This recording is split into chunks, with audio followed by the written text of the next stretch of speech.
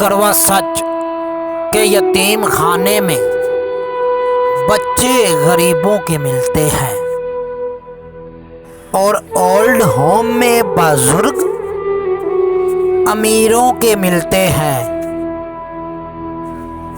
जेब में हो वजन तो बात में भी वजन आ जाता है और दुनिया की यही हकीकत है।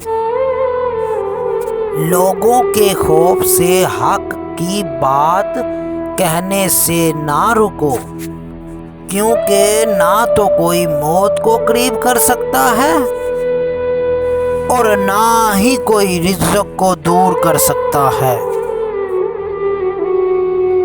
मुश्किलात से घबराना नहीं चाहिए।